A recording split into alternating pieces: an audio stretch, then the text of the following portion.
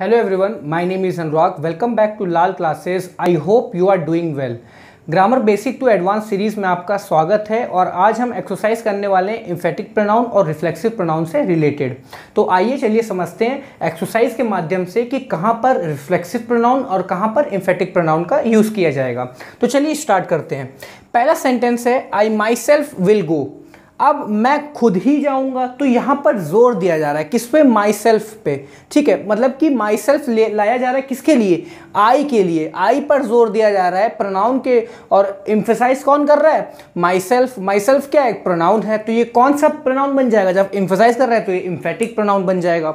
Okay, और देखिए कभी भी सब्जेक्ट के बाद अगर प्रोनाउन आ जाता है तो उसे हम एम्फेटिक प्रोनाउन कहते हैं। कभी कभी डाउट ये होता है कि ये माई सेल्फ उठा के सेंटेंस में गो के बाद रख देते हैं। अच्छा, अब हम कैसे पहचाने कि यहाँ पर ये एज एन एम्फेटिक प्रोनाउन या रिफ्लेक्सिव प्रोनाउन यूज हुआ है? तो सबसे पहले हमको ये देखना है कि जो वर्ब यूज हो रही है क्या वो हमारी ट्रांजिटिव है या इंट्रांजिटिव। अगर वो ट्रांजिटिव है तो उसके बाद ऑब्जेक्ट आएगा ही आएगा, और जो उसके बाद ऑब्जेक्ट आएगा वो क्या एम्फेटिक है या रिफ्लेक्सिव प्रोनाउन है, हमको ये देखना है। और ट्रांजिटिव वर्ब के बाद जो ऑब्जेक्ट आता है तो वो एक डायरेक्ट ऑब्जेक्ट होता है और वहां पर रिफ्लेक्सिव प्रोनाउन ही आ सकता है। ठीक है, एम्फेटिक प्रोनाउन क्या होता है? वो तुरंत सब्जेक्ट के बाद ही आएगा।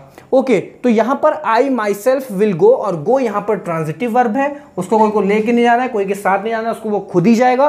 तो आई माई सेल्फ विल गो, तो माई सेल्फ यहां पर एम्फेसाइज कर रहा है आई पर, तो ये बन गया एम्फेटिक प्रोनाउन। अब सेकंड देखते हैं, रामा हैज हर्ट हिमसेल्फ। अब ये देखिए कि हर्ट क्या है? हर्ट ट्रांजिटिव है या इंट्रांजिटिव है? तो अगर हम हर्ट देखें तो हर्ट हमारा ट्रांजिटिव वर्ब है, तो इसके बाद जो ऑब्जेक्ट आएगा वो हमारा प्रोनाउन होगा और नाउन हो सकता है। तो यहाँ पर जो ये ऑब्जेक्ट यूज हुआ है ये प्रोनाउन है और क्या है? हिमसेल्फ है। ठीक है, अब रामा ने हर्ट किया, किसको किया? अपने आप ही को तो किया, हिमसेल्फ अपने आप को कर लिया, तो क्या रिफ्लेक्ट बैक हो गया। तो जहां रिफ्लेक्ट बैक हो गया तो इसे हम कहते हैं रिफ्लेक्सिव प्रोनाउन। तो यहां पर himself as an reflexive pronoun use हुआ है, और यहां पर एम्फेटिक मैं यहां पर ऐसे लिख देता हूं, ये ई एम्फेटिक और ये रिफ्लेक्सिव। थर्ड देखते हैं, we often deceive our self. अब लिखा हुआ है हम अक्सर धोखा देते हैं। ठीक है, अब धोखा देना, तो धोखा देना तो ये ट्रांजिटिव वर्ब हुआ। अब किसको देना? ऑब्जेक्ट आएगा, तो ऑब्जेक्ट में जो चीज आ रही है या नाउन आएगी या प्रोनाउन आएगी। यहां पर प्रोनाउन आई अवर सेल्फ, तो ये किसको देते हैं धोखा?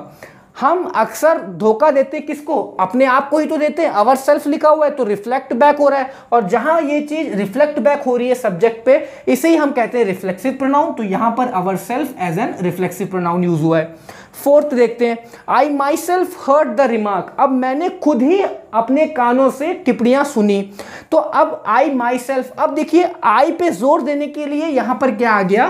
प्रोनाउन आ गया। तो जोर देने के लिए अगर सब्जेक्ट के बगल में ही नाउन प्रोनाउन यूज कर देंगे अगर हम प्रोनाउन बेसिकली, तो ये जो प्रोनाउन होगा इसे हम कहते हैं एम्फेसाइज कर रहा है आई पर जोर दे रहा है, तो इसी वजह से माई सेल्फ बन गया एम्फेटिक प्रोनाउन। ओके, अब फिफ्थ देखते हैं, I wash myself when I get up. अब मैं अपने आप को धोता हूं जब मैं उठता हूं, मतलब कि नहाता हूं। तो अब मैं धोता हूं, किसको धोता हूं? उसके लिए ऑब्जेक्ट लाना जरूरी है।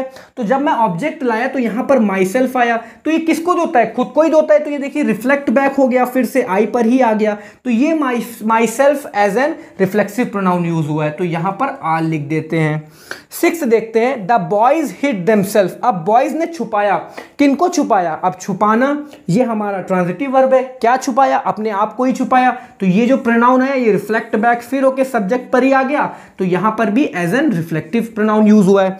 Okay, reflexive pronoun. अब बात करते हैं सेवेंथ की, द प्रिजनर हैंग्ड हिमसेल्फ। अब प्रिजनर ने क्या किया? फांसी लगा ली। अब फांसी किसको लगाई? अपने आप को ही लगा ली, तो यहां ये फिर रिफ्लेक्ट बैक हो गया हिमसेल्फ प्रिजनर पर, तो इसलिए ये भी एज एन रिफ्लेक्सिव प्रोनाउन है हिमसेल्फ।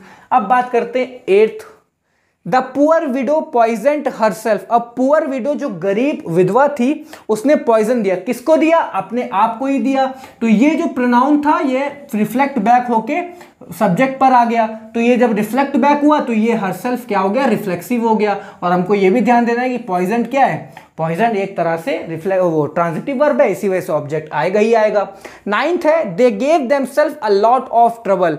अब उनने दिया, बहुत सारी परेशानी दी, किनको दी, अपने आप को ही तो दी, तो देमसेल्फ फिर रिफ्लेक्ट बैक होके दे पे आ गया, किसको दी, अपने को ही दी। और गेव यहां पर क्या है, ट्रांजिटिव वर्ब है, जब अपने को ही दी तो यहां पर जो देमसेल्फ है ये हमारा बन गया रिफ्लेक्सिव प्रोनाउन, क्योंकि रिफ्लेक्ट बैक हो गया सब्जेक्ट पर।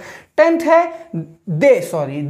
दे इंजॉयड देमसेल्फ। अब वो इंजॉय करते हैं, ठीक है। अब कैसे इंजॉय करते हैं, अपने साथ ही इंजॉय करते हैं, अपने में इंजॉय करते हैं। तो यहां पर इंजॉयड जो है एज एन ट्रांजिटिव वर्ब है, तो ऑब्जेक्ट आएगा ही आएगा, और देमसेल्फ फिर रिफ्लेक्ट बैक हो गया दे पे, तो ये जो है देमसेल्फ हमारा रिफ्लेक्सिव प्रोनाउन हो गया।